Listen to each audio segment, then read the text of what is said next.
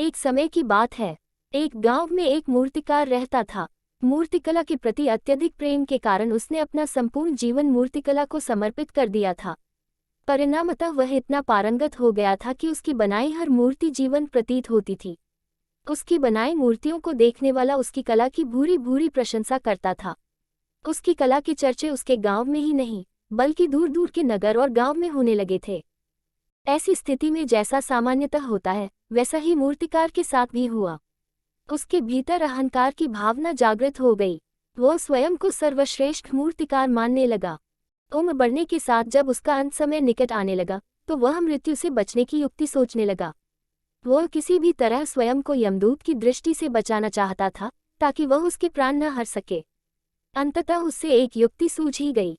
उसने अपनी बेमिसाल मूर्तिकला का प्रदर्शन करते हुए 10 मूर्तियों का निर्माण किया। वे सभी मूर्तियां दिखने में हूबहू उसके समान थीं। निर्मित होने के पश्चात सभी मूर्तियां इतनी जीवंत प्रतीत होने लगी कि मूर्तियों और मूर्तिकार में कोई अंतर ही ना रहा। मूर्तिकार उन मूर्तियों के मध्य जाकर बैठ गया। युक्तिनुसार यमदूत का उसे इन मूर्तियों के मध्य पहचान पाना असंभव था। उसकी युक्ति कारगर भी सिद्ध हुई। जब यमदूत उसके प्राण हरने आया, तो 11 एकसरी की मूर्तियों को देख चकित रह गया। वह उन मूर्तियों में अंतर कर पाने में असमर्थ था, किंतु उसे ज्ञात था कि इन्हीं मूर्तियों के मध्य मूर्तिकार छुपा बैठा है। मूर्तिकार के प्राण हरने के लिए उसकी पहचान आवश्यक थी।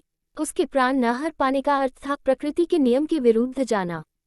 प्रकृति के नियम के अनुसार मूर्तिकार का अंत समय आ चुका था। मूर्तिकार की पहचान करने यमदूत हर मूर्ति को तोड़कर देख सकता था, किंतु वह कला का अपमान नहीं करना चाहता था। इसलिए इस समस्या का उसने एक अलग ही तोड़ निकाला। उसे मूर्तिकार के अहंकार का बोध था, अतः उसके अहंकार पर चोट करते हुए वह बोला, वास्तव में सब मूर्तियां कलात्मकता और सौंदर्य का अद्भुत संगम है, किंतु मूर्तिकार एक त्रुटि कर बैठा। यदि वो मेरे सम्मुख होता, तो मैं उसे उस त्रुटि से अवगत करा पाता। अपनी मूर्ति में त्रुटि की बात सुन अहंकारी मूर्तिकार का अहंकार जाग गया। उससे रहा नहीं गया और झट से अपने स्थान से उठ बैठा और यमदूत से बोला, त्रुटि?